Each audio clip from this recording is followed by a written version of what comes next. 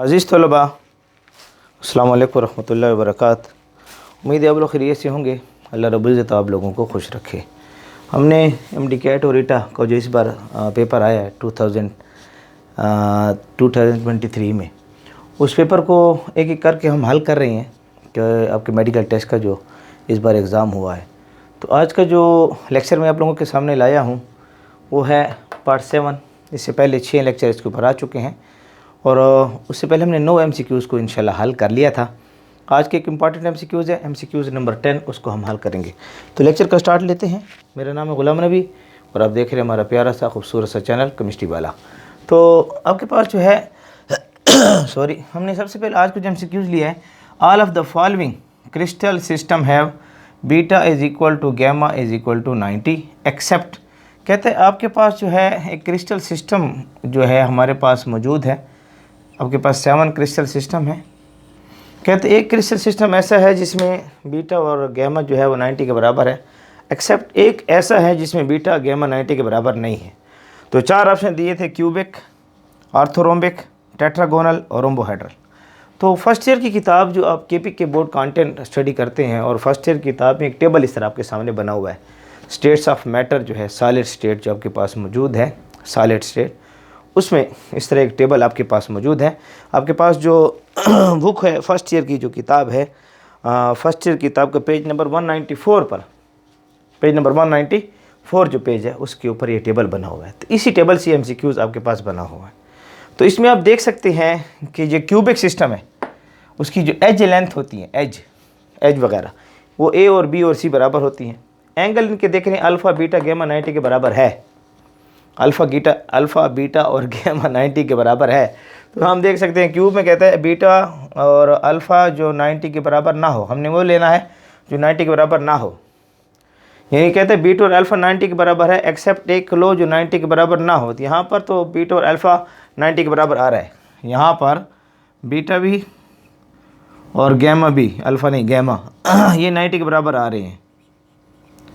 ठीक है, तो हमें ये तो नहीं है।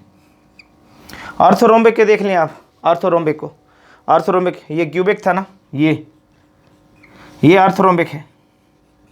इसमें आप देखें एजेस एक दूसरे A और B और C आपस में बराबर नहीं होते, लेकिन अल्फ़ा बीटा गैमा 90 के बराबर हैं। इससे ये भी चलता है कि यहाँ का जो बीटा है और यहाँ का जो गैमा है वो 90 के बराबर है, तो लिहाजा ये भी नहीं हो सकता। ठीक है, उसके बाद जो है टेट्रागोनल को देख लें। टेट्रागोनल ये लगा हुआ है, टेट्रागोनल आपके पास, टेट्रागोनल ये देखिए 6 सिस्टम यहाँ पर है। 7वें मैंने यहाँ लिख दिया, यहाँ जगह नहीं बन रही तो इसलिए 7वें को मैंने यहाँ लिख दिया। ये 7वां मैंने यहाँ लिख दिया है, ये 7 सिस्टम है। ठीक है, ये और उसके बाद तीसरा है टेट्रागोनल को चेक कर लें।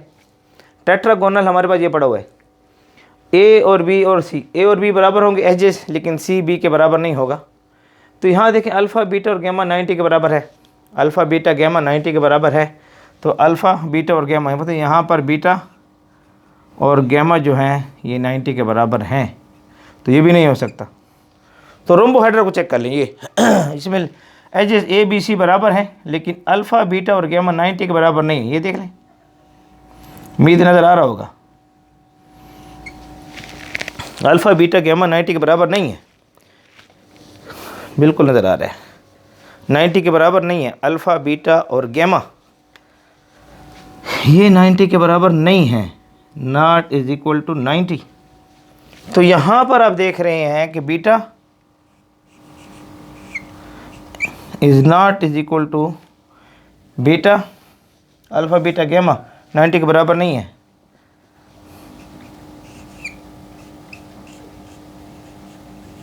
तो ये ऑप्शन ठीक रहेगा।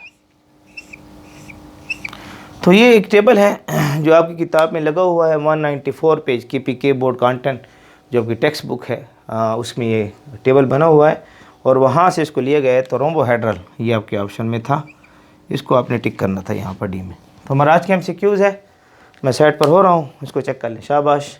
तो ये 7 सिस्टम इसको याद कर लें। क्यूबिक है, टेट्रागोनल है, ऑर्थोरोम्बिक है, मोनोक्लिनिक है, हेक्सागोनल है, रोम्बोहेड्रल है और ट्राइक्लिनिक है।